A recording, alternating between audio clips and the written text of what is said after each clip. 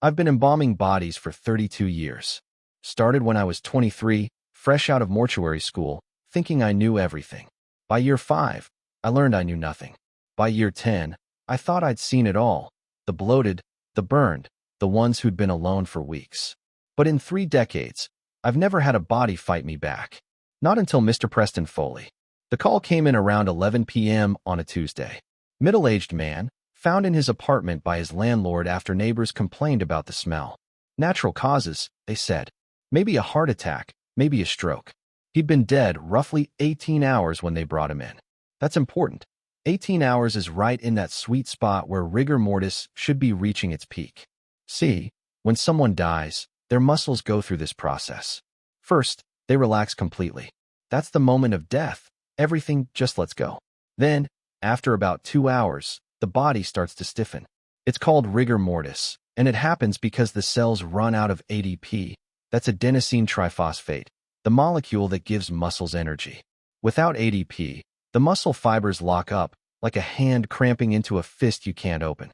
The jaw is usually one of the first places it sets in. Small muscles go first. And over the next 8 to 12 hours, the whole body becomes rigid. Hard as wood sometimes.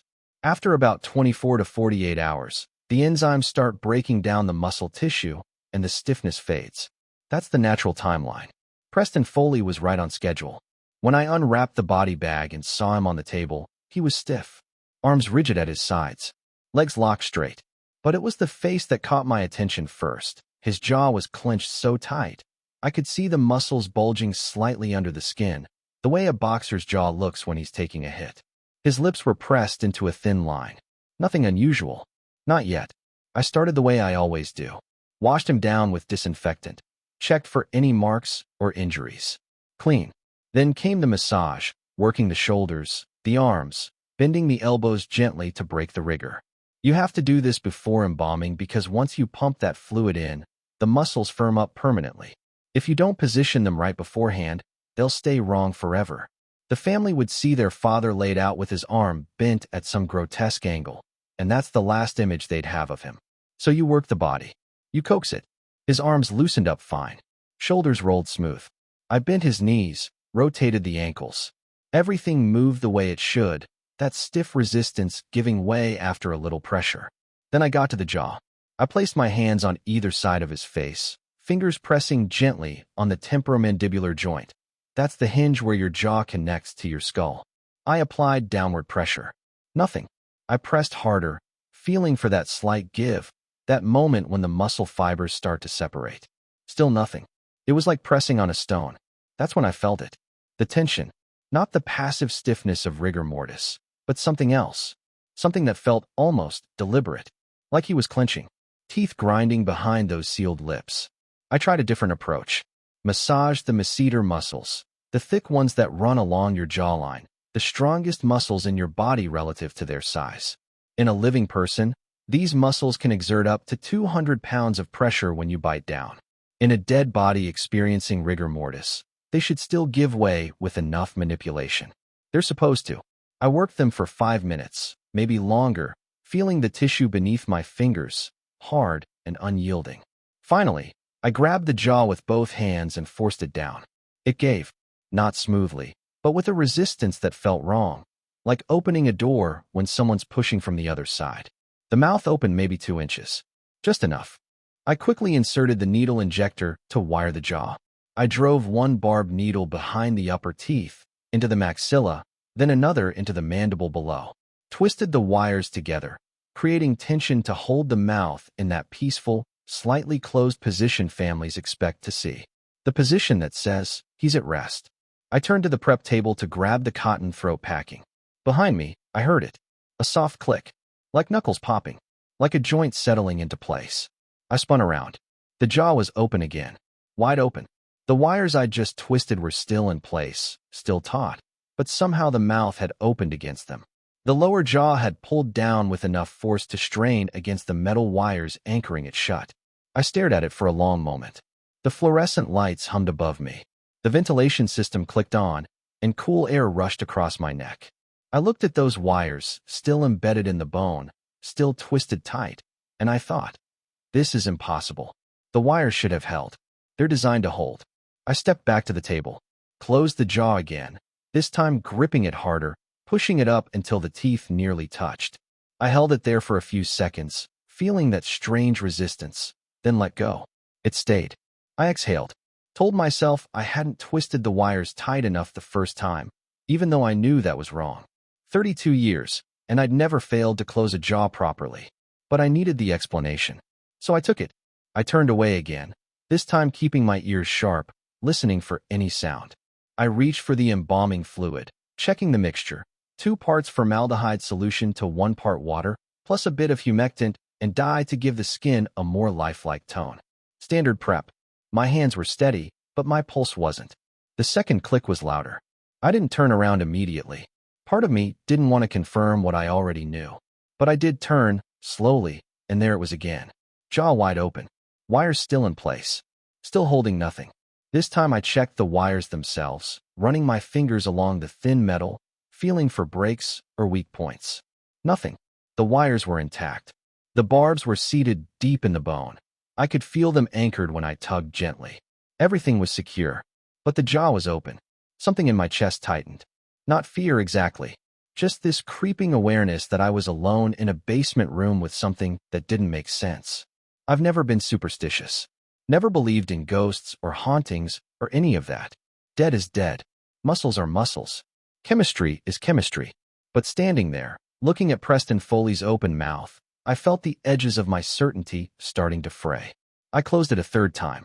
This time I added a second set of wires, doubling down, creating more tension. I twisted them tight enough that I saw the skin around his jaw dimple slightly from the pressure. It would hold. It had to hold. When I turned away, I didn't reach for anything. I just stood there, facing the wall, listening, counting seconds in my head. 1, 2, 3. I made it to 18 before I heard it again. Not a click this time. A grind. Low and slow, like someone dragging their teeth together. The sound your jaw makes when you're asleep and clenching in a dream.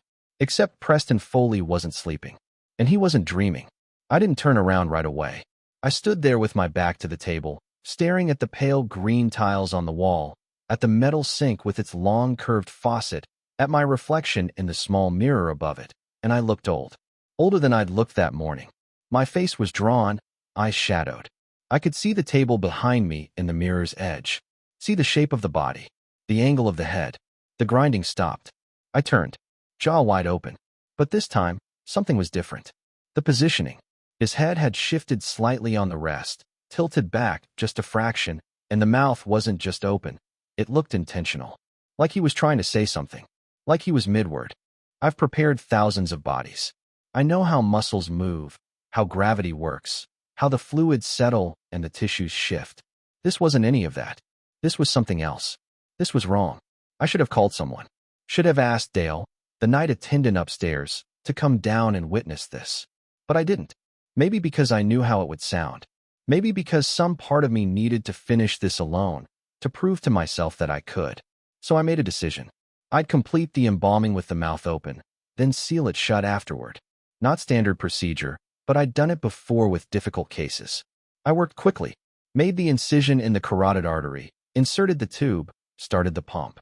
The embalming fluid flowed into his system, and I watched his skin begin to firm, the color changing from the waxy gray of death to something closer to the pink of sleep.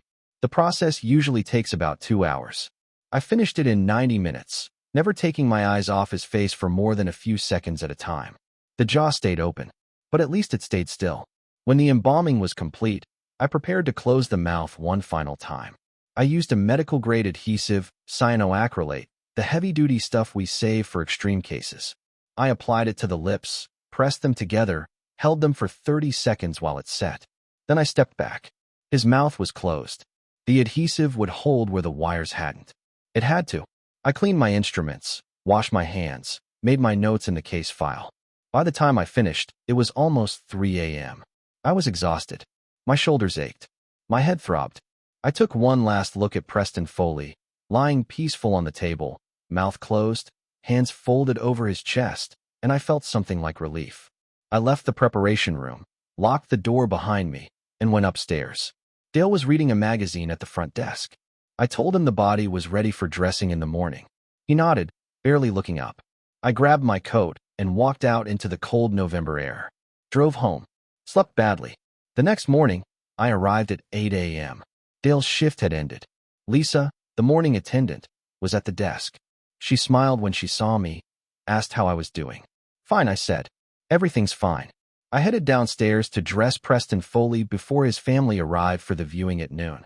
I unlocked the preparation room, stepped inside, and stopped. Preston Foley's mouth was closed. Not just closed, perfectly closed. The lips met in a natural line, relaxed and peaceful, exactly the way a skilled embalmer would position them. Exactly the way I tried to position them 4 times the night before. But here's the thing. The adhesive I'd used to seal the lips was gone. Not broken or peeled away. Just gone. Like it had never been there. And the positioning of the mouth, it was better than what I'd done. More natural. The kind of work that takes years to perfect. The kind of work I'd pride myself on. But I hadn't done it. I'd left him with adhesive-sealed lips that looked slightly stiff, slightly forced. This looked like he'd closed his mouth himself. Like he'd decided he was ready. I stood there for a long time, just staring at him. The room was cold. The ventilation hummed. Nothing moved. Preston Foley lay on the table, peaceful and still, and I knew, absolutely knew, that I was the last person to touch that body. The door had been locked all night. No one else had a key. No one else had been in that room. But someone had closed his mouth. Or something had. I dressed him in the suit his daughter had brought in. Combed his hair. Applied a light layer of cosmetics to warm the skin tone. He looked good. Better than good. He looked like he was sleeping. Like he might wake up any moment and ask what all the fuss was about. The family came at noon. His daughter, his son, his ex-wife. They stood around the casket and cried, and his daughter touched his hand and said he looked peaceful. She said he looked like himself again. She thanked me for taking such good care of him. I nodded, told her it was my job. She had no idea how hard I'd worked to get him to that point. No idea what had happened in that room the night before. They buried Preston Foley on a Thursday. I didn't attend the service. I never do. But I thought about him. Still do, actually.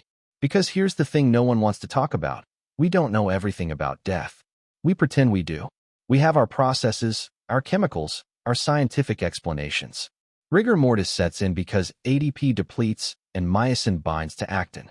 Livor mortis happens because the heart stops pumping and blood settles with gravity. Algor mortis is just the body cooling to match the ambient temperature. We can measure it all, chart it all, explain it all. But sometimes, in that space between life and death, in those hours when the body is changing but hasn't quite finished changing, something happens that doesn't fit the charts. Something we can't measure. And maybe, just maybe, some part of the person is still there, still aware, still fighting for control over the body they're leaving behind. I don't know why Preston Foley's jaw wouldn't stay closed. I don't know why it opened against the wires, against every law of physics and biology I've spent 3 decades studying. And I don't know how his mouth sealed itself shut after I left that room. But I know what I saw. I know what I heard. And I know that when I locked that door at 3 a.m., his lips were glued shut with cyanoacrylate adhesive. And when I opened it again at 8 a.m., they were closed naturally, peacefully, perfectly, like he'd done it himself. The rational part of my brain tells me there's an explanation. Maybe I was more tired than I thought. Maybe I misremembered applying the adhesive. Maybe the jaw shifted during the night as the embalming fluid continued to set, and the position just happened to be better in the morning. Maybe. But I've been doing this job for 32 years. I know the difference between tired and wrong. I know the difference between coincidence and impossible. And I know that Preston Foley's body fought me for 4 hours, resisted every attempt I made to close that jaw. And then, when I was gone, when no one was watching, it closed itself. I still work in that preparation room. Still embalm bodies almost every week. But now, sometimes, when I'm working late and the building is quiet and I'm alone with the dead, I wonder what they know that we don't. I wonder what happens in those hours between death and burial, when the body is changing but the person isn't quite gone. And I wonder if Preston Foley knew exactly what he wanted. Knew that he didn't want some stranger's hands forcing his jaw shut, didn't want wires and adhesive holding him in place. If maybe he just needed time. Needed to do it himself, on his own terms. Because in the end, that's what he did. He closed his own mouth. And that's how his family saw him. At peace, on his own terms, exactly the way he wanted to be remembered. I still can't explain it. I don't try anymore. Some things don't have explanations. Some things you just have to accept and move on from. But every now and then, when I'm closing someone's jaw and I feel that familiar resistance of rigor mortis, I pause. I listen, and I give them a moment, just in case they need it, just in case they're still deciding how they want to say goodbye. You learn early in this profession that the dead don't look at you. They can't. Death shuts everything down. Muscles relax, pupils fix and dilate. The corneas cloud over like old glass. By the time a body reaches my table, whatever spark made those eyes see the world is long gone. They're just organs now. Just tissue. That's what I told myself the night I worked on Beverly Ramsey. That's what I kept telling myself even when nothing made sense anymore. I've been doing this for 6 years. Started when I was 24, right out of mortuary school, and I'm 30 now. Young for the field, yeah, but I've handled more than 300 cases. Car accidents where the skull is fractured so badly you have to reconstruct it like a puzzle. Suicides where the family needs the casket open despite everything. Bodies pulled from water weeks after they went under. I've seen what death does to a person, all the ways the body breaks down and gives up. So when the call came in at 9:47 p.m. on a Tuesday in November, I wasn't expecting anything unusual. Just another night shift. Just another body. Beverly Ramsey, 52 years old, found dead in her apartment by her neighbor. The neighbor had knocked to ask about a package that was delivered to the wrong address, and when no one answered, she noticed the door was slightly open. She pushed it wider and called out. Nothing. Went inside and found Beverly on the couch. No signs of trauma. No blood. Just a woman sitting upright, head tilted back against the cushions, eyes staring at the ceiling. The neighbor called 911, but the paramedics confirmed what she already knew. Beverly had been dead for at least 12 hours. The medical examiner ruled it natural causes, sudden cardiac arrest, most likely. At 52, it's not uncommon. The heart just stops sometimes. No warning, no reason anyone can pinpoint. It happens to people who seem perfectly healthy. One moment they're fine, and the next they're gone. Beverly had been alone when it happened. No husband, no kids. Her neighbor said she kept to herself mostly. Worked from home, doing some kind of data entry. Quiet. Polite when you passed her in the hallway, but never chatty. The kind of person you wouldn't really notice unless she was suddenly gone. They brought her in around 10:15 p.m. I was the only embalmer on duty. We rotate night shifts, and Tuesday was mine. The funeral home is an old building, built in the 1920s, and the basement where we do the prep work still has the original tile floor, pale green and white in a checkered pattern. It's always cold down there, even in summer. The fluorescent lights hum constantly, this low electrical buzz that gets into your head if you're not used to it. But I'm used to it. I like working nights. It's quieter. No family members upstairs waiting, no phone calls, no interruptions. Just me and the work. I wheeled Beverly into the prep room and unzipped the body bag. She was wearing a blue sweater and jeans. Her hair was brown, shoulder length, a bit tangled on one side where her head had been resting. No makeup.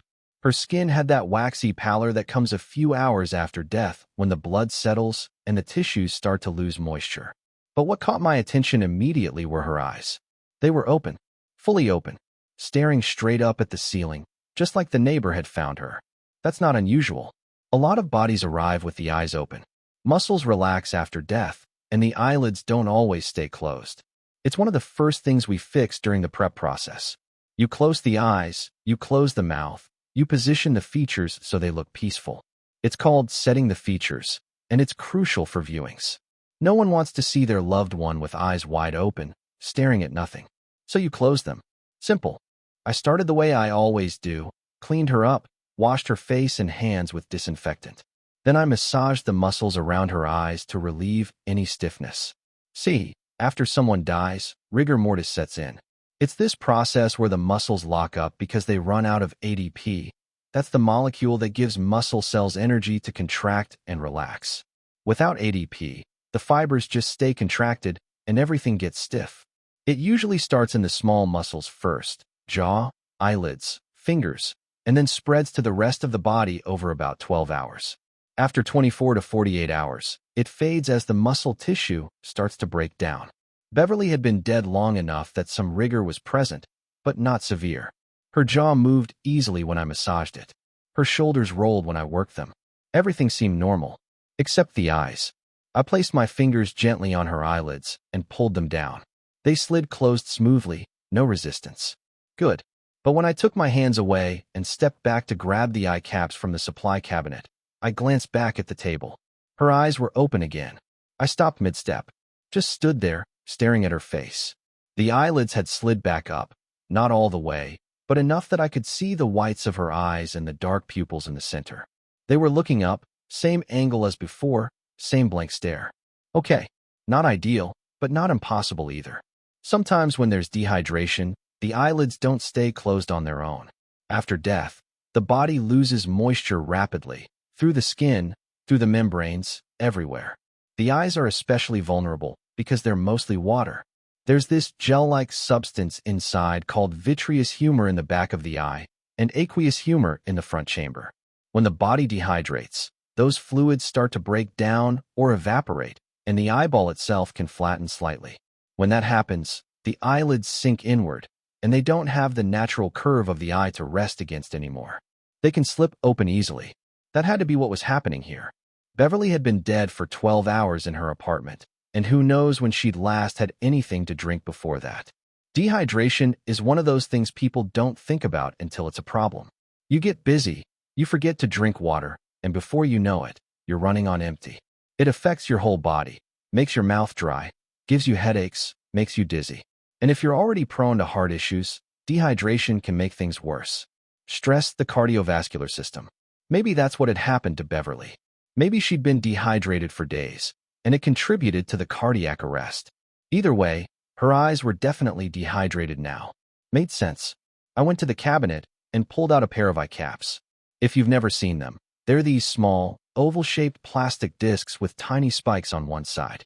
You place them over the eyeballs, under the eyelids, and the spikes grip gently to hold everything in place. They keep the eyes from collapsing inward and give the lids something to rest against so they look natural when closed. They're flesh-colored usually, so even if the lids are thin, you can't see them through the skin. Standard procedure for pretty much every embalming. I lifted Beverly's right eyelid and positioned the cap carefully over her eye, pressing down just enough for the spikes to catch. Did the same with the left eye.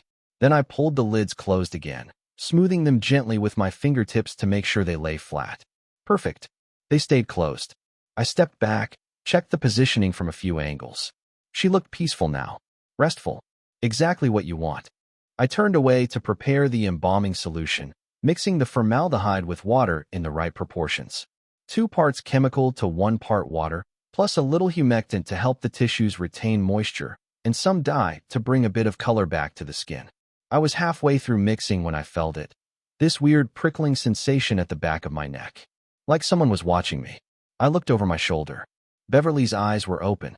I actually took a step back. Just an instinctive reaction, like my body moved before my brain caught up. The eye caps were still in place. I could see the slight bulge under her eyelids, but somehow, the lids had slid open again. Not as much as before, but enough. Enough that her eyes seemed to be looking in my direction now instead of straight up at the ceiling. My heart was beating faster than it should have been. I'm not someone who scares easily. You can't be, not in this line of work. But something about the way her face looked in that moment. Eyes half open, pupils dark and fixed, the faint outline of the eye caps visible beneath the skin. It got to me. I walked back to the table, closed her eyes again, this time pressing the lids down firmly, holding them in place for a solid 10 seconds to make sure the adhesive effect kicked in. Eye caps are designed to stay put. The spikes aren't sharp enough to damage tissue, but they grip well enough that movement shouldn't be an issue. When I finally let go and took my hands away, the lid stayed closed. I stood there for a moment, watching, just watching. The room was so quiet I could hear the ventilation system, the soft whoosh of air moving through the ducts. The fluorescent lights buzzed overhead. Beverly's face was still, peaceful. Everything looked right. I went back to preparing the embalming solution, but I kept glancing over at the table. Every few seconds, I'd look, check, make sure. Her eyes stayed closed. Minutes passed. 5 minutes. 10. I started to relax. Maybe I'd just been sloppy the first 2 times, hadn't positioned the caps correctly. It happens. You get tired, you rush things, you make mistakes. But this time I'd done it right. This time it would hold. I finished mixing the solution and started setting up the embalming machine, connecting the tubes, priming the pump, checking the pressure. Standard stuff. I'd done it hundreds of times. Muscle memory at this point. But I couldn't shake the feeling that something was off. The air in the room felt heavier somehow. Colder. I checked the thermostat on the wall, 64 degrees, same as always, but I was shivering. I made the incision in Beverly's carotid artery, the standard entry point for the embalming fluid. Inserted the arterial tube, secured it, and turned on the pump. The machine hummed to life, and I watched as the formaldehyde solution began to flow into her vascular system.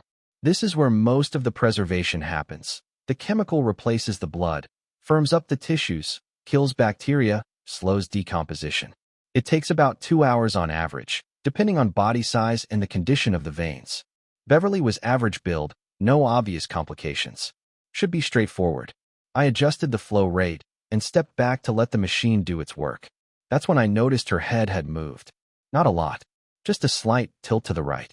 Her face, which had been centered on the head rest, was now angled toward me, toward where I was standing. I felt my stomach drop. Bodies don't just move on their own. They can shift during embalming. Sometimes the fluid causes muscles to twitch, or air trapped in the lungs gets pushed out and makes this awful groaning sound. But that's different. That's chemical reactions, physics. This was her head turning. Repositioning. I reached out and adjusted it back, tilting her face straight again, and that's when I saw her eyes. Open. Again. But this time, they weren't looking at the ceiling. They were looking at me. I know that's impossible. I know eyes don't look at anything after death. The muscles that move the eyeballs, the 6 extraocular muscles that control direction and focus, they don't work anymore. There's no brain activity telling them where to move. There's no consciousness behind them. But I'm telling you, her eyes were pointed in my direction. The pupils were fixed on me. And I swear, the way the light hit them, there was this glint. This tiny reflection of the fluorescent bulbs overhead that made them look almost aware. I closed them again. Pressed the lids down hard this time. Maybe harder than I should have, but I didn't care. I could feel my hands shaking. This was wrong. Everything about this was wrong. The eye cap should have been holding. The lids should have stayed shut. And the head shouldn't have moved at all. When I stepped back this time, I didn't take my eyes off her face. I just stood there, watching, barely breathing, waiting to see if it would happen again. The embalming machine hummed in the background. The fluorescent lights buzzed. And Beverly's face stayed still. Seconds turned into minutes. 1 minute. 2. 3. My shoulders started to relax. My heartbeat slowed. Maybe I was just tired. Maybe the long shift was getting to me. Night shifts mess with your head sometimes. Make you see things that aren't there. Make you jumpy over nothing. I'd been doing this job for 6 years, and in all that time, I'd never freaked out over a body. Not once. But something about Beverly Ramsey was different. Something about her eyes. I turned away, forcing myself to focus on the next steps. I needed to check the embalming machine, monitor the flow, make sure the fluid was circulating properly. Standard procedure. Nothing unusual. Just another night. Just another body. I kept repeating that to myself, like a mantra. Just another body. But then I felt it again. That sensation. Like someone was staring at the back of my head. I turned around slowly. Her eyes were open, and her head had turned again, farther this time, angled almost completely toward me. The position was wrong, too extreme for casual repositioning. And her eyes, those dark, dilated pupils locked in my direction like she was tracking my movement across the room. That's when the cold hit me. Not the ambient chill of the basement. Something else. Something that went bone deep and made the hair on my arms stand up. The temperature in the room seemed to drop 10 degrees in an instant. My breath misted in front of my face. I looked at the thermostat again. Still said 64 degrees, but that was a lie. It was freezing in there. I should have left. Should have walked out, called someone, told them I needed backup or a break or something. But I didn't. I don't know why. Maybe professional pride. Maybe stubbornness. Maybe some deep, irrational need to prove to myself that I wasn't losing it. So instead, I walked back to the table one more time. I adjusted her head back to center, closed her eyes, and this time, I used adhesive. We usually save that for the very end, after all the other prep work is done, but I didn't care. I squeezed a thin line of mortuary glue, cyanoacrylate, the medical-grade stuff, along her eyelids and pressed them shut. The glue set in seconds, bonding the skin together. There was no way those lids were opening again. Not unless someone physically pulled them apart. I worked fast after that. Finished the embalming, drained the excess fluid, cleaned her up, dressed her in the clothes her neighbor had provided. A simple black dress, nothing fancy. Applied a light layer of cosmetics to her face and hands. Through it all, I kept checking her eyes. But they stayed closed this time. The adhesive held, and her head stayed where I'd positioned it, facing straight up. By the time I finished, it was almost 2 a.m. I was exhausted, sweat dripping down my back despite the cold. My hands were cramping from gripping the instruments too tight. I wheeled Beverly into the refrigeration room, slid her into one of the cooler units, and closed the door. Then I cleaned up the prep room, disposed of the fluids, sterilized the instruments, and washed my hands 3 times. When I finally left, I didn't look back. Just grabbed my coat, turned off the lights, and went upstairs. The night attendant, a guy named Roy, was at the front desk reading a magazine. He looked up when he heard me coming. "All set?" he asked. "Yeah," I said. "She's ready for the family viewing tomorrow." "Anything unusual?" I hesitated. Thought about telling him. But what would I even say? That the eyes wouldn't stay closed? That the head kept turning toward me? That the room got so cold I could see my breath? It sounded insane even in my own head. So I just shook my head. "Nope. Pretty standard." He nodded and went back to his magazine. I left the building, got in my car, and drove home. Didn't sleep much that night. Kept thinking about those eyes. The way they looked at me. The way the head turned. The family viewing was scheduled for noon the next day, Wednesday. I wasn't planning to come in for it. My shift didn't start until evening, but around 11:30 a.m., I got a call from Linda, one of the daytime funeral directors. She wanted to know if I'd had any issues with Beverly Ramsey during the prep. "Why?" I asked, immediately on edge. "No reason," she said. "Just her eyes. They're closed, but the lids look a little uneven. Like maybe the glue set too fast or something. I wanted to make sure there wasn't a problem I should know about before the family gets here." I told her everything was fine. "Just a little dehydration," I said. "Nothing to worry about." She seemed satisfied with that and hung up. But I couldn't shake the feeling that something was still wrong. I went in that evening for my shift. Didn't plan to, but I needed to see. Needed to know if I'd imagined everything or if there was really something off about Beverly Ramsey. When I got to the funeral home, Roy was at the desk again. "Hey," he said. "You here for your shift? Thought you were off until 7. "Came in early," I said. "Wanted to check on something." He shrugged and went back to his phone. I walked downstairs to the prep room, and that's when I saw it. The security monitor. We have cameras set up throughout the building, standard stuff for insurance and liability. One camera points at the front entrance, one in the viewing parlor, and one in the prep room. The monitor sits on a shelf near the sink, and it cycles through all 3 feeds on a loop. I never pay much attention to it, but as I walked past that night, something on the screen made me stop. It was the footage from the prep room. Black and white, grainy, but clear enough to see the table in the center of the room. And on that table was Beverly Ramsey. The timestamp in the corner said it was from the previous night, Tuesday, around 11:45 p.m., right in the middle of my shift. I watched myself on the screen, moving around the table, adjusting things, working. And I watched as I walked away from the table multiple times, heading to the cabinets or the sink or the embalming machine. Every time I turned my back, Beverly's eyes opened. Every single time. And every time I came back and closed them, they stayed shut until I turned away again. But here's the thing that made my blood go cold. The camera angle was positioned high up in the corner of the room, near the ceiling. It had a wide view of the entire space. The table, the cabinets, the door, everything. And from that angle, you could see Beverly's face clearly. More clearly than I'd been able to see it while I was working because I was always standing right next to her, looking down.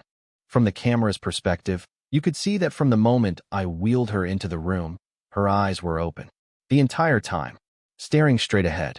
Not at the ceiling, not at me, directly into the camera lens. I stood there for I don't know how long, just staring at that monitor, watching the footage loop over and over, watching myself close her eyes, turn away, and then watching them slide open again, always aimed at that camera, always looking straight into it, like she knew it was there, like she wanted someone, anyone, to see. I never told anyone what I saw on that footage. What would be the point? They'd think I was crazy. Hell, maybe I am. But I know what I saw. I know what happened in that room. And I know that Beverly Ramsey's eyes were open the whole time, watching, waiting, even when I thought I'd closed them. They buried her on Friday. Closed casket, at the family's request. I didn't attend the service. But sometimes, late at night when I'm working alone in the prep room, I think about her. About those eyes staring into the camera. About the way her head turned toward me even though that's impossible. About the cold that settled into the room like something alive.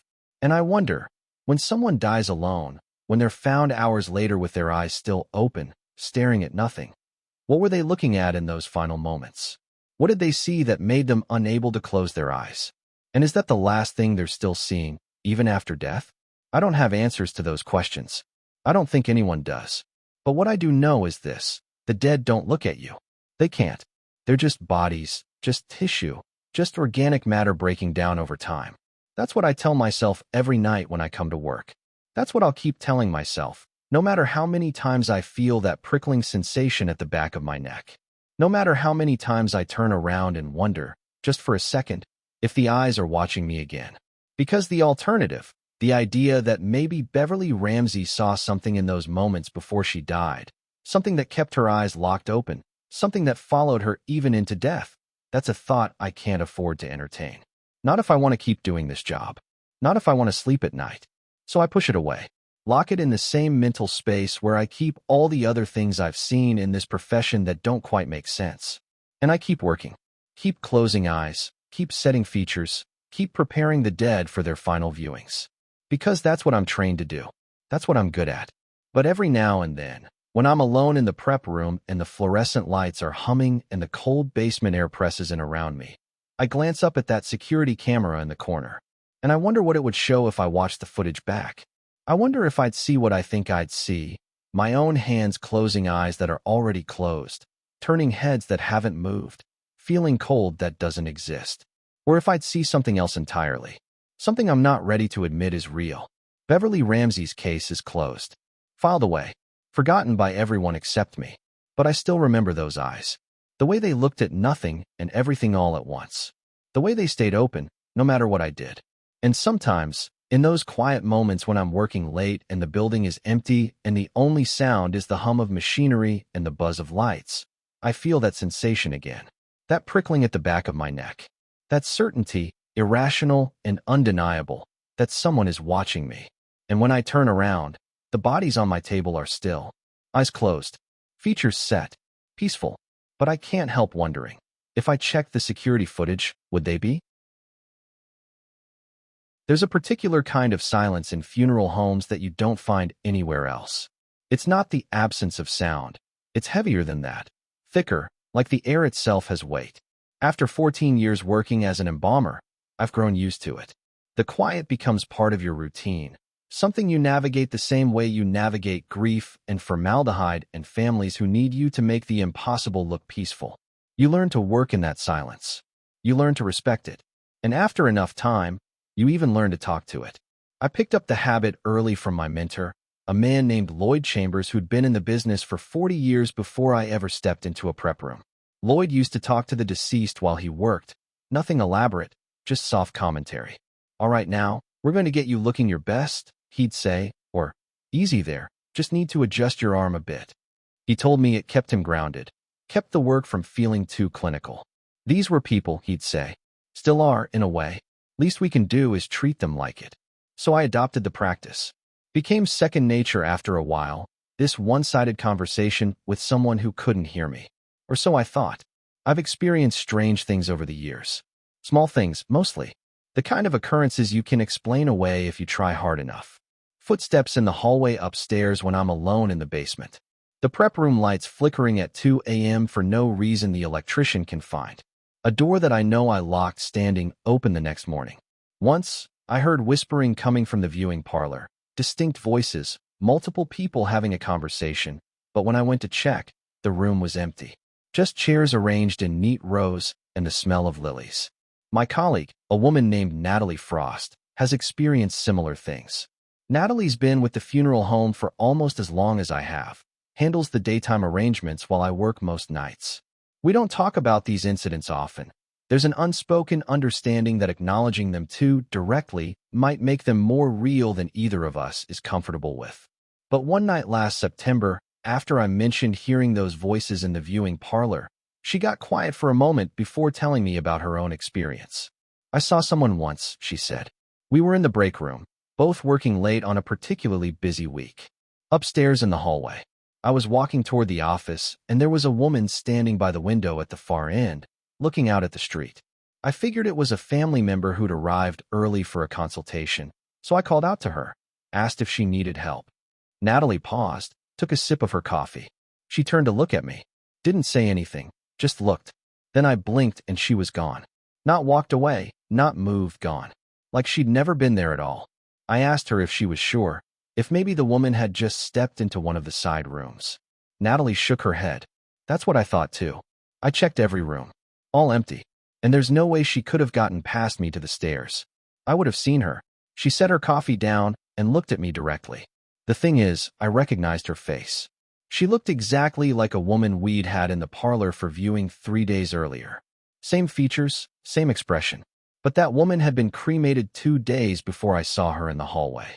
After that conversation, I started paying closer attention to the small occurrences, the things I'd been dismissing. The building felt different somehow, like it was watching back. But nothing prepared me for what happened with Mrs. Colleen Brennan, or what happened to Natalie 2 weeks before that. Natalie had been conducting a late viewing. A private affair, just the deceased woman's sister who'd flown in from out of state and needed to see her before the cremation the next morning. It was around 8 p.m., and I was downstairs working on another case when Natalie came down. Her face was pale, hands shaking slightly. "You okay?" I asked. She nodded, but it wasn't convincing. "Yeah, just something odd happened up there." She sat down on the stool near my workstation. The sister was saying goodbye, and she mentioned that her sister, the deceased, used to have this habit of humming this specific song when she was content. Some old jazz standard their mother used to play. And right as she said that, I heard it. Someone humming that exact melody. The sister?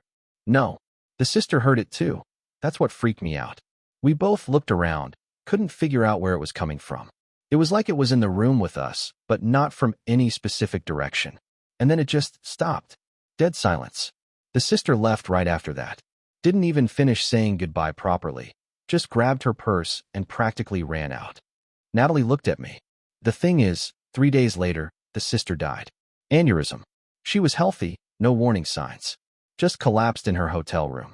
The family called to let us know since we'd just worked with her. I didn't know what to say to that.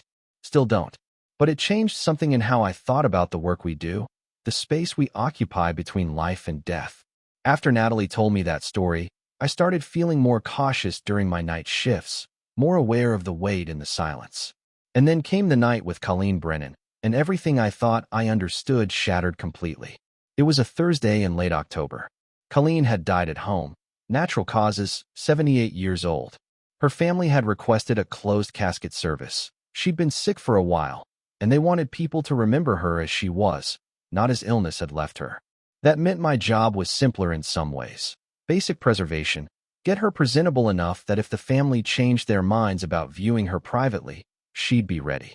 No extensive cosmetic work, no detailed restoration. I brought her down to the prep room around 11 p.m. The building was empty except for me. Natalie had left hours ago, and the night attendant was upstairs at the front desk. I worked alone, the way I usually prefer. Put on some quiet instrumental music, laid out my tools, got everything ready. Then I transferred Colleen from the gurney to the prep table and began the routine. I talked to them all, like Lloyd taught me. It's a habit so ingrained now that I barely register I'm doing it. "All right, Mrs. Brennan," I said, washing her face with warm water and disinfectant. "Let's get you taken care of." My voice was soft, barely above a whisper. The music played in the background, something classical with piano and strings. "Your family spoke very highly of you. Said you love gardening. Roses especially." I continued working, massaging her arms to relieve the rigor mortis, positioning her hands across her abdomen. The work was meditative, almost peaceful. I found my rhythm, moving from task to task with practiced efficiency. Made the incision in the carotid artery, inserted the arterial tube, started the embalming machine. The formaldehyde mixture began flowing into her vascular system while blood drained from the jugular vein. Standard procedure. Nothing unusual. We'll take good care of you, I said, adjusting the flow rate on the machine. It's the same thing I say to almost everyone. This reassurance that maybe nobody hears, but that feels important to say anyway. That's when I heard it. A sound. Dry, rasping, like air being pushed through a narrow opening. It came from the table. I froze, my hand still on the dial of the embalming machine. The sound came again, longer this time, more distinct. It was coming from Colleen's body, from her mouth. I stood perfectly still, listening. The music played. The machine hummed. And from the corpse on my table came that rasping sound again, shaped this time into something that couldn't be anything but a word. Christopher. My name. She'd said my name. Or something had said my name using her voice. The room went cold. Not gradually, instantly. Like someone had opened a door to winter. I could see my breath misting in front of my face. The fluorescent lights flickered once, twice. I stumbled backward, my hip hitting the counter, instruments clattering. My heart was hammering so hard I could feel it in my throat. Colleen's body lay on the table, unchanged. Mouth closed, features set in that relaxed expression of death.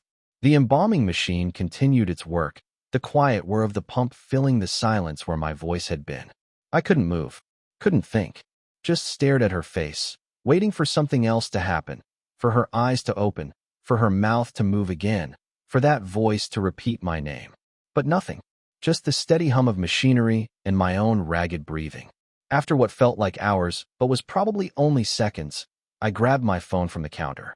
My hands were shaking so badly I almost dropped it. I called upstairs to the front desk. Randy, the night attendant, answered on the third ring. Yeah. Randy, I need you down here. My voice came out thin, strained. Everything okay? I need you to come down here. Now. He must have heard something in my tone because he didn't argue. Said he'd be right there. I stood by the counter, as far from the table as I could get without leaving the room entirely, and waited. Kept my eyes on Colleen's face. It didn't move. Didn't change. The embalming fluid continued circulating, doing its work, preserving tissues, firming muscles, making everything look peaceful. Randy arrived maybe 2 minutes later, came down the stairs in a hurry. What's going on? I opened my mouth to tell him. Tried to explain what I'd heard. But standing there with someone else in the room, with the lights steady and the temperature normal and everything looking exactly as it should, the words felt absurd. How do you tell someone that a dead body spoke your name? How do you make that sound like anything other than exhaustion or stress or a mind playing tricks? I thought I heard something, I said finally. From the body. Randy walked over to the table, looked down at Colleen. Heard what? Like air being released. Or vocal cords vibrating. I tried to keep my voice steady. It's happened before, gas escaping or whatever. Just startled me. He nodded slowly, still looking at the body. Yeah, okay. That makes sense. But I could tell he thought it was a weak explanation, that he was wondering why I'd called him down here for something routine. You good now? I wanted to say no. Wanted to tell him what I really heard, that she'd said my name, that something impossible had just happened and I needed him to witness it, to confirm I wasn't losing my mind. But Randy was already heading toward the door, satisfied that there was no actual emergency. Yeah, I said. Sorry. Long night. He gave me a sympathetic nod and left. I stood alone with Colleen Brennan's body, and the silence pressed in heavy and cold. The embalming would take another hour at least. I had to stay, had to finish the work. So I did. But I didn't talk anymore. Didn't say a single word the entire time. Just moved through the procedures in absolute quiet, monitoring the machine, checking the fluid levels, making adjustments. Every few minutes, I'd glance at her face, half expecting to see her mouth open or her eyes staring at me. But she remained still. When the embalming was complete, I drained the remaining fluids, removed the tubes, sutured the incision closed, dressed her in the clothes her daughter had provided, a simple blue dress with white flowers, combed her hair, applied light cosmetics. Professional, efficient, silent. I wheeled her into the cooler, slid the drawer closed, and locked it. Then I cleaned the prep room, scrubbed the table, organized my tools, and went through every step of my closing routine. By the time I finished, it was almost 3 a.m. I should have gone home, but I couldn't make myself leave without checking something. I went upstairs to the office, logged into the security system, and pulled up the footage from the prep room. The camera is mounted high in one corner, angled to capture most of the room for liability purposes. I scrolled back to 11 p.m. to when I'd brought Colleen down. The footage played in grainy black and white. I watched myself wheel her in, transfer her to the table, begin the prep work. Watch myself talk to her, my lips moving, though there was no audio on the recording. Watch myself make the incision, connect the tubes, start the machine. And then I watched as I suddenly went rigid, staring at the table. Saw myself stumble backward, grab my phone, call Randy. But here's what made my blood turn to ice. In all that time, from the moment I brought her into the room until the moment Randy arrived, Colleen Brennan's mouth was open. Not wide, but visibly open, a gap of maybe an inch between her lips. I could see it clearly in the footage. This detail I know with absolute certainty I'd handled. I'd closed her mouth when I first positioned her on the table. I'd verified the jaw was set properly. It's one of the first things you do. But in the video, her mouth was open the entire time. And more than that, from the angle of the camera, I could see something I hadn't been able to see from where I'd been standing. The position of her head, the angle of her face. She wasn't looking up at the ceiling. She was looking directly at me. The whole time I was working, from the moment I started talking to her until the moment I called Randy, her head was turned slightly on the rest, her open mouth pointed in my direction like she was mid-sentence, mid-word, about to speak. Or like she had spoken. When Randy entered the frame, I watched my own body language in the video, tense, frightened, and I watched as Randy walked to the table and looked down at her. The moment he came into view, Colleen's mouth was closed. Perfectly closed. The position of her head straightened, facing up, exactly as it should have been. As if nothing had ever been wrong. I sat there in the office, watching the footage loop over and over, trying to make sense of what I was seeing. In the recording, Randy said something to me. I could see his mouth moving. Then he left. And the moment he disappeared from frame, the moment I was alone with her again, her mouth opened back up. Just slightly. Just enough. It stayed that way for the rest of the recording, through the entire embalming process, while I worked in complete silence. And the position of her head never changed. She was looking at me. I filed an incident report the next morning. Didn't mention the voice, just wrote that I'd experienced what I believed was auditory hallucination due to fatigue, and that I'd felt compelled to have another staff member witness the situation. The report listed the recommendation that I take a personal day to rest. Professional. Clinical. Nothing that would raise red flags or make anyone question my competence. But I've never worked alone since then. I wait until Natalie's shift overlaps with mine, or I call Randy down to the prep room to help with things I could easily do by myself. I make excuses, need an extra pair of hands, want a second opinion on the cosmetic work, whatever sounds plausible. Nobody's questioned it yet. They assume I'm just being thorough, maybe a little more cautious in my old age. I'm 41 now. Been doing this for 14 years. You'd think I'd be more comfortable with death, not less. But here's what nobody tells you about working with the dead. There's a difference between death as a biological process and death as something else. Something that exists in the space between what we can see and what we can't explain. You learn to recognize when someone is just gone. Body on a table, all the neural activity ceased, just meat and bones and chemicals breaking down over time. That's most cases. The vast majority. You prep them, you bury them or burn them, and that's the end. But every once in a while, you get one that feels different. Where the silence in the room isn't empty, it's occupied. Where you can feel something watching you work, something that hasn't quite left yet. And when that happens, you learn to pay attention. You learn to listen. I still talk to them. Still use that soft, reassuring voice Lloyd taught me. But now I do it differently. Now when I enter the prep room, before I even look at who's on my table, I say hello. To the room. To whatever might be in it. Hello, I say. I'm here to help. I'm going to take care of you. And I've learned to listen for responses. Not always verbal. Most times it's just a feeling, a shift in the air, a sense that you're not as alone as you thought. But sometimes, if you're paying close enough attention, you hear something. A breath that isn't yours. A whisper that might be the ventilation system or might be something else. A word that sounds like your name. When that happens, I stop what I'm doing. I acknowledge it. I say out loud, I hear you. Because ignoring it doesn't make it go away. And fighting it doesn't help anyone. I don't know what spoke to me that night in October. I don't know if it was Colleen Brennan herself, some last fragment of consciousness that hadn't finished letting go, or if it was something else entirely, something that exists in funeral homes and hospitals and all those places where the boundary between life and death is thin. I don't have answers. I don't even know if answers are possible. But I know what I heard. I know what that security footage showed. And I know that whatever it was, it knew my name. That's the part one can't shake. It didn't make random sounds or form words that could have been anything. It said Christopher. It knew me.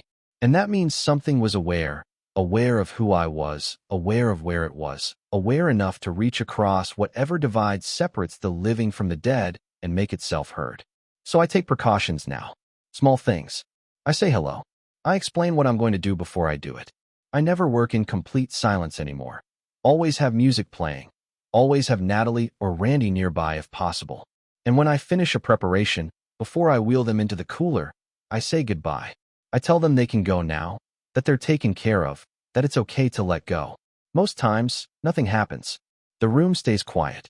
The body stays still. That's what I expect, what I hope for.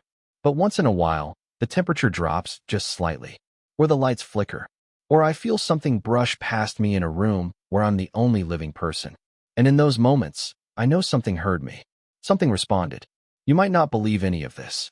That's fine. I wouldn't have believed it either before that October night. I would have said the same things people say: stress, exhaustion, overactive imagination, the power of suggestion.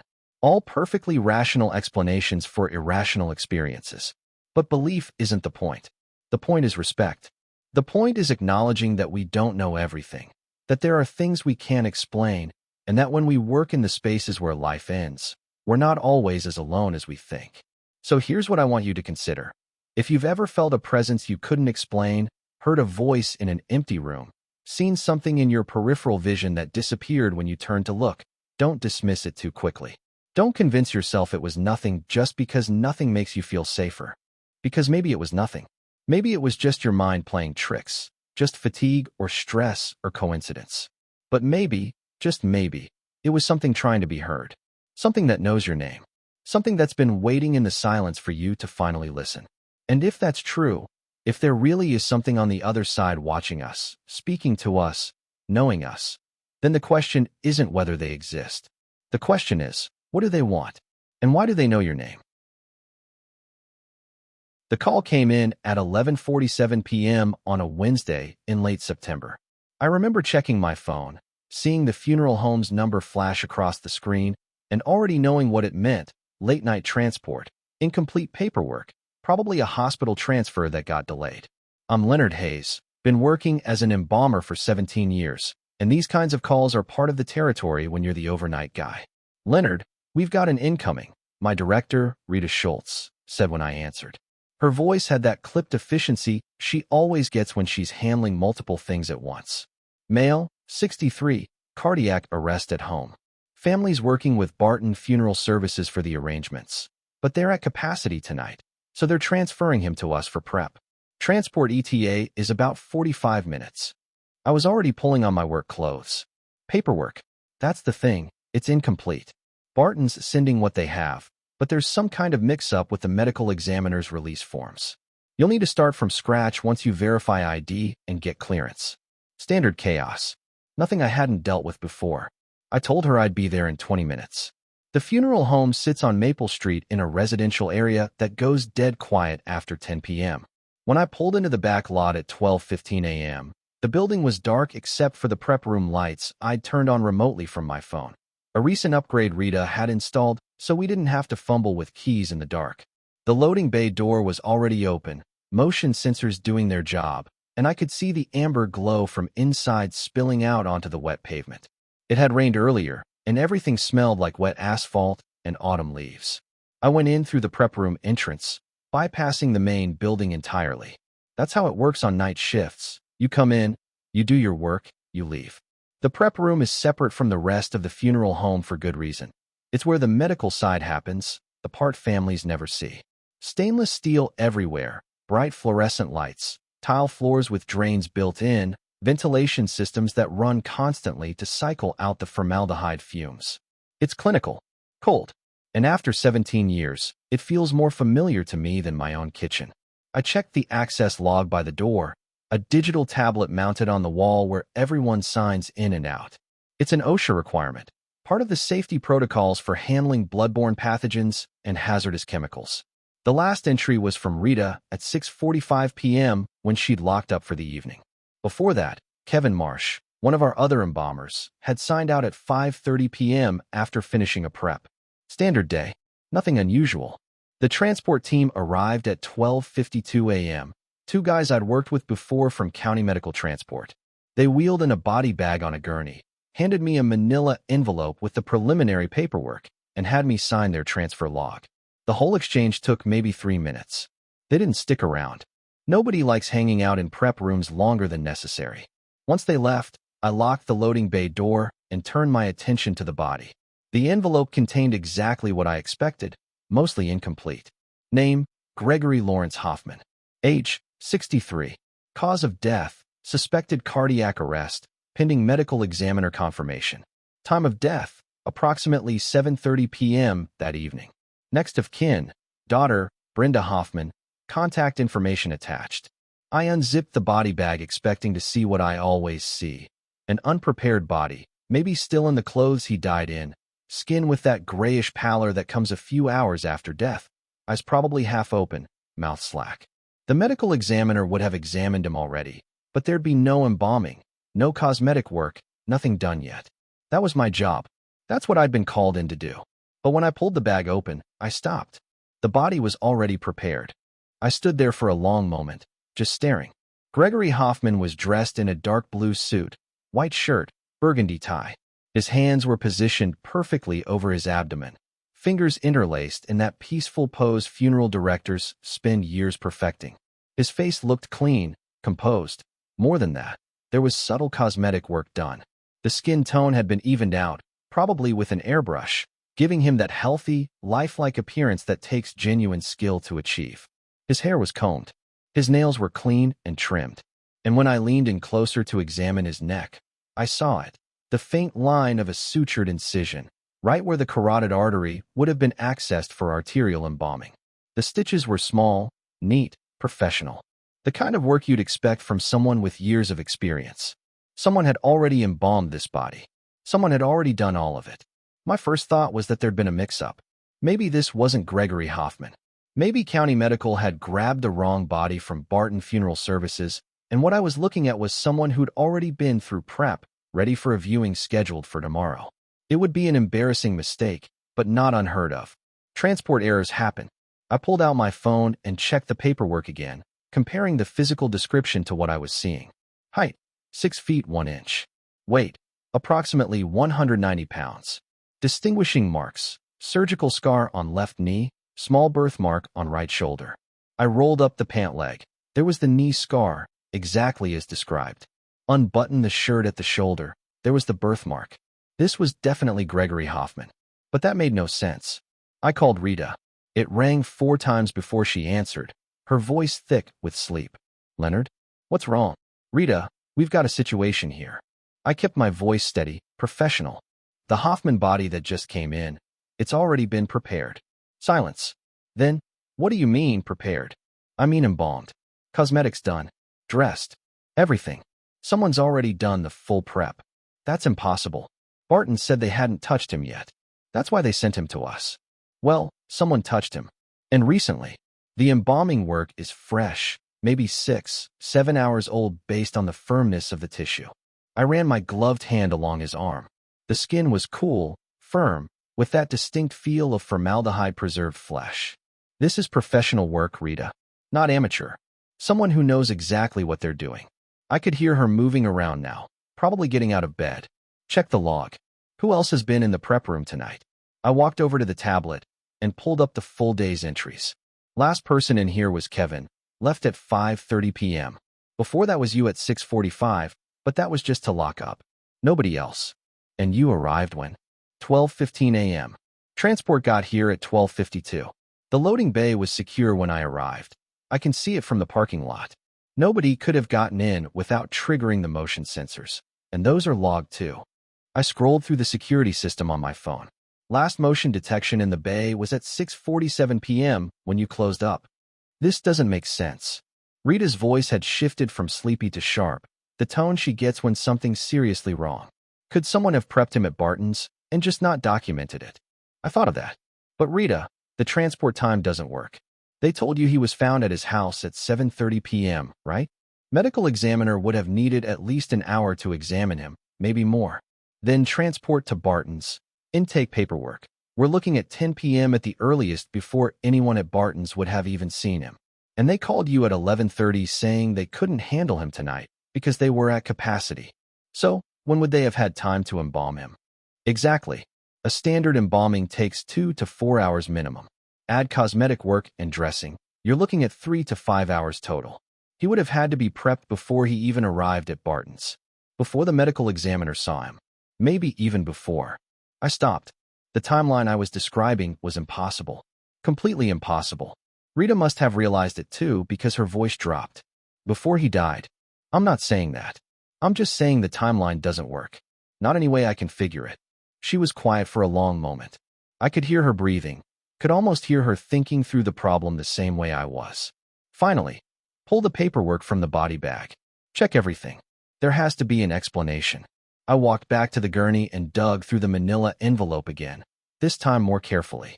Transfer forms, medical examiner's preliminary report, next of kin contact information, personal effects inventory, standard documentation, all of it.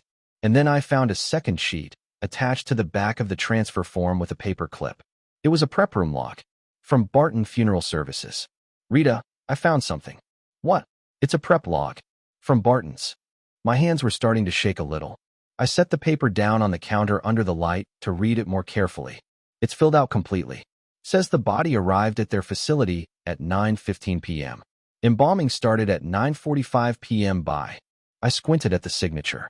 The handwriting was terrible, barely legible. I can't read the name, but there's a license number listed, Embalmer certification. What time does it say the prep finished? I scanned down to the bottom of the form. Embalming completed at 3:30 p.m. What? That's what it says. 3:30 p.m. September 25th. Today's date. Leonard, that's.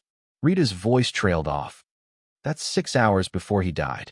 The words hung in the air between us. I stared at the form, reading and rereading the timestamp. 3:30 p.m. The ink was fresh, the handwriting consistent with the rest of the form.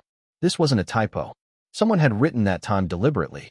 This has to be a mistake, Rita finally said. Wrong date. Wrong body. Something. But it's the right name. Gregory Lawrence Hoffman. Same DOB. Same next of kin. Everything matches. Then someone at Barton's filled out the wrong form. Maybe they used a template from a previous case and forgot to update the times. It was a rational explanation. The kind of clerical error that happens when people are tired, overworked, dealing with multiple cases at once. I wanted to believe it. But standing there in the prep room at 1:15 a.m., looking at a body that shouldn't have been prepared yet, something felt fundamentally wrong. I'm going to call Barton's, Rita said. Wake somebody up, get this sorted out. Don't do anything else until I call you back. She hung up. I set my phone down and just stood there, looking at Gregory Hoffman's body. In the bright fluorescent light, his skin looked almost alive, that subtle pinkish tone that good embalming produces. His eyes were closed peacefully, the lids sealed with the adhesive we use to prevent them from opening during viewings. His mouth was set in a gentle, neutral expression, not smiling, not frowning, just at rest. Everything about him looked exactly the way it should look after hours of careful, skilled preparation. But the timeline. The impossible timeline. I walked around the gurney slowly, examining everything. The suit he was wearing was expensive, well-fitted. The kind of thing a family would bring in for the viewing, not something he'd have been wearing when he died at home from a cardiac arrest. The tie was knotted perfectly, a full Windsor, symmetrical and tight. His shoes were polished black leather, laces tied. Even his socks matched the suit. Whoever had prepared this body had done everything, had known everything, had access to his clothing, his measurements, his family's wishes for how he should look. And they'd done it hours before it should have been possible. I thought about checking the incision more carefully, maybe taking photos to document the work, but something stopped me. A feeling. This overwhelming sensation that I wasn't alone in the room. That someone was standing just behind me, just out of my peripheral vision, watching me examine their work. I spun around. The prep room was empty. Just steel tables, cabinets of supplies, the embalming machine in the corner with its tubes and pumps. But the feeling didn't go away. If anything, it got stronger. My phone buzzed. Rita calling back. I talked to the night manager at Barton's, she said without preamble. They confirmed they never touched this body. Never saw it. They're as confused as we are. What about the prep log? They have no record of filling one out. The license number on the form? It doesn't match anyone on their staff. They ran it through the state database. It's not registered to any active embalmer in the system. My stomach dropped. So who prepared him? I don't know. But Leonard, listen to me. I want you to seal that body. Right now. Don't do any additional work. Don't examine him further. Just get him into a body bag, into the cooler, and lock it. I'm calling the medical examiner and reporting this. Something's wrong here. Really wrong. What do you think happened? I think someone is messing with us. I don't know who or why, but this is beyond procedural error. This is... She paused. Just seal him. Please. I'll be there in 30 minutes. She hung up. I grabbed a fresh body bag from the supply cabinet and began the process of transferring Gregory Hoffman. As I lifted him, and he was heavier than he should have been, that formaldehyde-soaked weight that preserved tissue has, I felt it again. That sensation of being watched, of someone standing close, right behind me, so close I should be able to feel their breath on my neck. Hello, I said out loud. My voice sounded strange in the empty room, too loud and too quiet at the same time.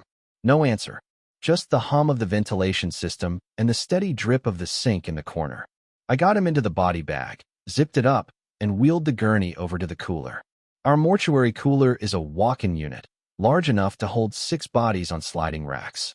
When I opened the heavy steel door, cold air rushed out, bringing with it that distinct smell of refrigerated tissue and disinfectant. I slid Gregory Hoffman onto rack 3, the same rack Kevin had used for his prep earlier that day. Logged the placement in the digital system. Closed and locked the cooler door. Then I stood there in the prep room, under the fluorescent lights, and I couldn't shake the feeling that I'd just put a body into storage that someone else was still working on. That somewhere, in some version of time that didn't align with mine, an embalmer was still preparing Gregory Hoffman. Still making those careful incisions, still pumping formaldehyde through his arteries, still adjusting his tie and combing his hair and making sure everything was perfect. And that embalmer wanted their tools back.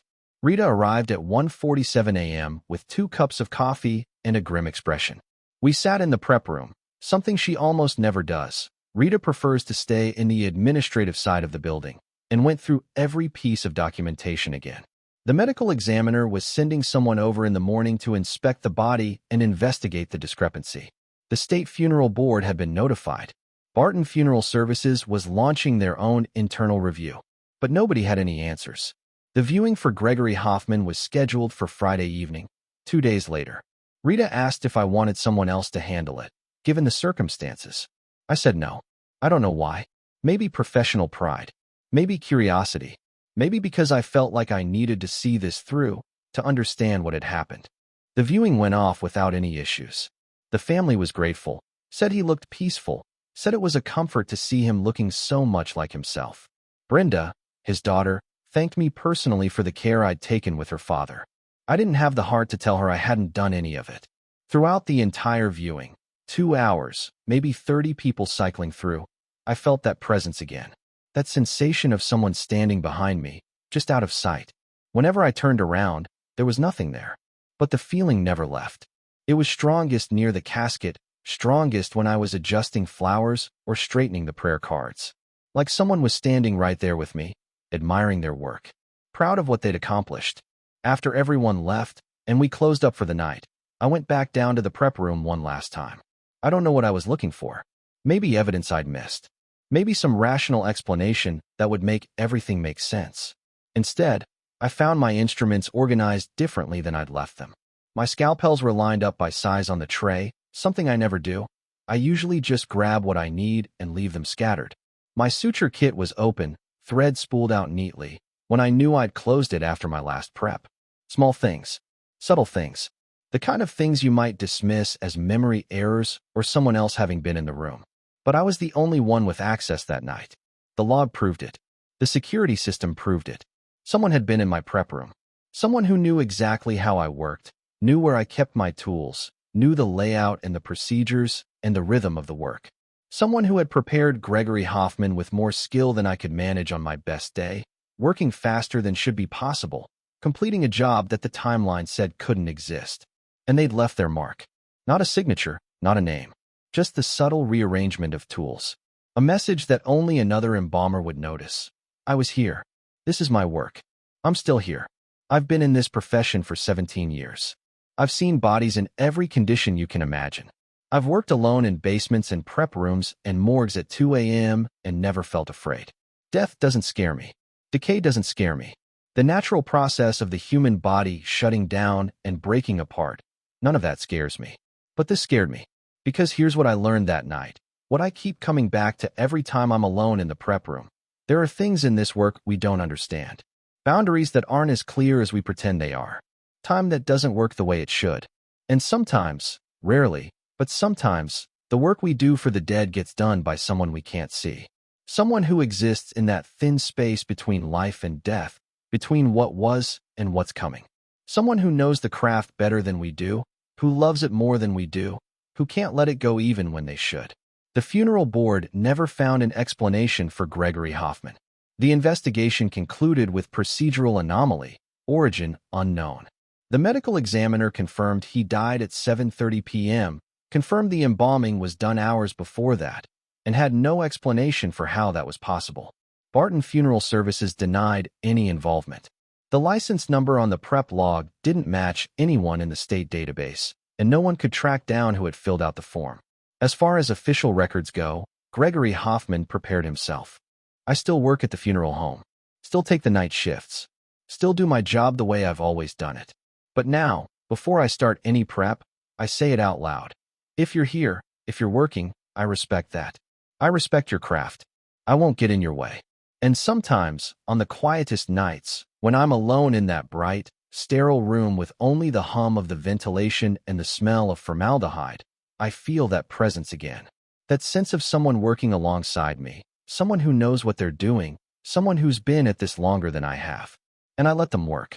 Because the truth is, some embalmers never stop practicing their craft. Some of them are so good, so dedicated, so committed to making the dead look peaceful that they can't stop even after they become one of the dead themselves. So here's my question to you. When you think about the people who prepare your loved ones for burial, who wash them and dress them and make them look like they're just sleeping, do you ever wonder whose hands are really doing that work? Do you ever wonder if the person you're thanking, the embalmer who signs the paperwork and accepts your gratitude, was actually the one who did it? Or was it someone else? Someone who's been doing this work longer than any living person could. Someone who loves this profession so much they refuse to leave it behind. Someone who works in the hours between midnight and dawn, when the building is empty and the living are asleep, preparing bodies with impossible skill and impossible speed, because this is the only thing they know how to do. Because if that's true, if there really are embalmers who work from the other side, who prepare the dead with hands we can't see, then every funeral home has them. Every prep room has that presence. That shadow worker who makes the incisions cleaner than they should be, who sets features better than living hands could manage, who finishes jobs in half the time it should take. And the question becomes, do we acknowledge them? Do we thank them? Do we respect the work they're still doing, even though they shouldn't be able to do it anymore? Or do we pretend they're not there, file their preparations as procedural anomalies, and go on pretending that the only hands touching the dead are the ones we can see? I know what I do now. I acknowledge them. I thank them. And I make sure my instruments are always perfectly organized when I leave for the night, because I know that when I come back, someone might have used them. Someone who still cares about this work as much as I do. Someone who isn't ready to stop, even though they should have stopped a long time ago. So the next time you're at a viewing, the next time you look at your loved one in that casket and think about how peaceful they look, how much like themselves they appear, remember that someone prepared them. Someone with 17 years of experience, or 30 years, or maybe even longer than that. Someone who learned this craft decades ago and loved it so much they never stopped practicing it. Not even death could make them put down their tools. And maybe that's not something to be afraid of. Maybe that's something to be grateful for. Because if the dead are being cared for by people who loved this work in life and still love it in death, then maybe, just maybe, We're all in better hands than we know.